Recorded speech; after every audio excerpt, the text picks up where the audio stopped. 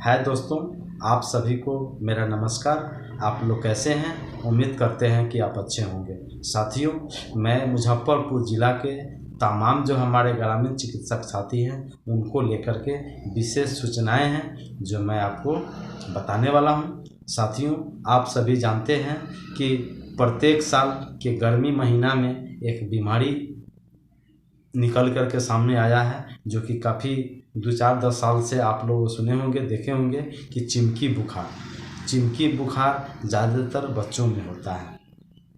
तो बच्चों में होने का वजह होता है कि कुछ साइंस का मानना है कि बच्चे गर्मी के दिनों में बिना खाना खाए हुए घर से बाहर निकल जाते हैं और काफ़ी 11 बजे 12 बजे तक के लिए धूपों में टहलते रहते हैं और बगीचों में जाते हैं और अनराइप लीची यानी अध पका हुआ लीची, कच्चा लीची हो, अध पका लीची हो या सड़ा गला लीची हो, जिसके सेवन करने से उसके बॉडी में ग्लूकोज लेवल कम जाता है, जिसके वजह से हाइपोग्लाइसेमिया हो जाता है, बच्चों में चिमकी बुखार हो जाता है।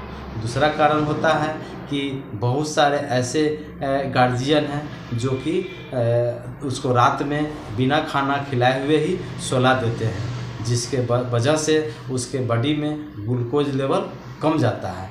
उस वजह से उसे हाई टेम्परेचर हो जाता है, तेज़ उच्च बुखार 104-105 बुखार हो जाता है, जिसके कारण बच्चे बेहोश हो जाते हैं, अनकॉन्शियस हो जाते हैं, बच्चे ड्रोजी हो जाते हैं, मुंह से झाग निकलने लगता है। तो उस हालत में या तो उसको जेई कहिए या एईएस एक्यूट इंसेफ्लाइटिस सिंड्रोम कहिए। तो यह सब आपको लक्षण आपको आता है।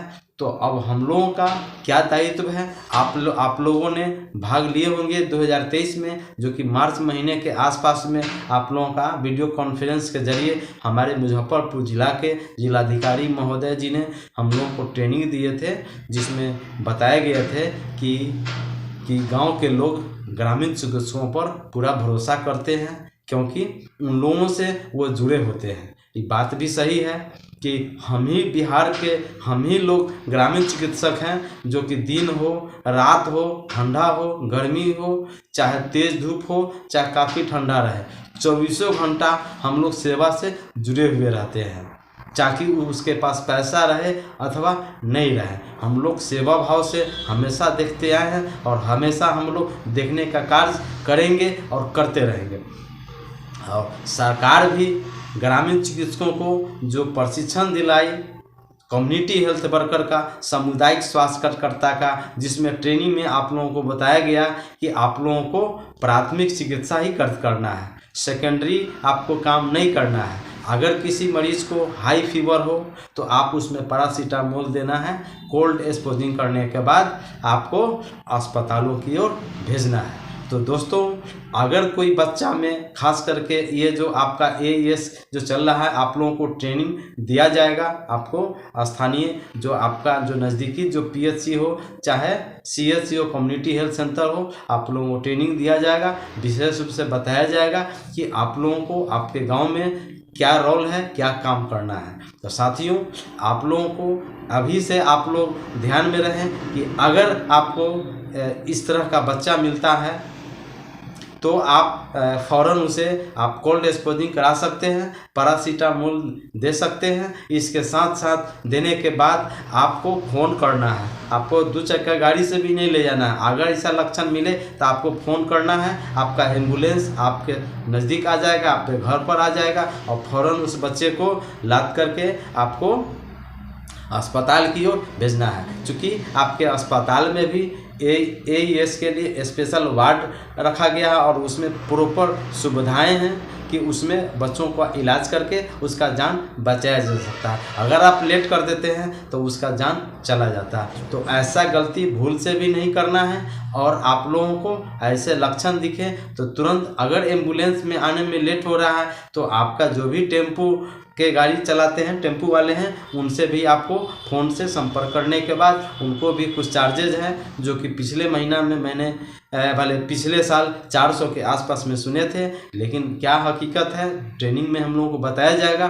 तो आपको टेम्पू में भी उसे लाद करके आपको सरकारी अस्पतालों में ले जाना है। तो साथियों, हम ये बताने वाले थे कि जो पिछले साल आप लोगों ने भाग लिए थे, इस बार भी आपको जो 6 मार्च 2024 को एक मैसेज जारी हुआ है जिसमें बताया गया है कि वीडियो कॉन्फ्रेंस होने वाला है, जो कि 9 मार्च 2024 को अपराह्न 4 बजे के आसपास में। आधिकारिक रूप से कोई भी ग्रामीण चिकित्सकों को अभी तक कोई सूचना नहीं आई है, जिसके लेकर के हम लोग आइडेंटिफाई नहीं कर पाएंगे। जैसे ही अस्पतालों से खबर मिलेगा हम आपको निश्चित ही मैसेज देंगे, निश्चित ही आप लोगों को बताएंगे कि हम लोगों को जुड़ना कितना अनिवार्य है, क्योंकि हम लोगों का रोल बहुत बड़ा होता है और हम लोगों का दायित्व है, धर्म है, कर्तव्य है कि हम लोगों को ऐसे हालत में, आप लोगों ने देखे होंगे कोरोना काल में ग्रामीण चिकित्सकों ने जान जोखिम में डाल करके लोगों को बचाने का कार्य किए थे और यश आया है। इस बार भी हम लोग पूरा बढ़ चढ़ करके, ग्रामीण चिकित्सक लोगों से मेरा अपील है कि बढ़ चढ़ करके जैसे इस तरह का लक्षण मिले तो बिना देर किए हुए उसे अस्पताल आपको भेजना है और साथ साथ आप ले करके भी आते हैं तो अति उत्तम है, बहुत ही अच्छा है। तो जो 9 मार्च 2024 को जो वीडियो कॉन्फ्रेंस होने वाला है, जिसमें हमारे मुजफ्फरपुर जिला के हमारे जिलाधिकारी महोदय एक संबोधन करेंगे, जिसमें ग्रामीण चिकित्सक के साथ साथ आपको ब्लॉक के जो बीडीओ साहब हैं या आपको ये पंचायती राज प्रतिनिधि हुए या और आपको चिकित्सा पदाधिकारी महोदय लोगों भी उस वीडियो कॉन्फ्रेंस में जुड़ने वाले हैं और जुड़ेंगे और हम लोग भी जुड़ेंगे।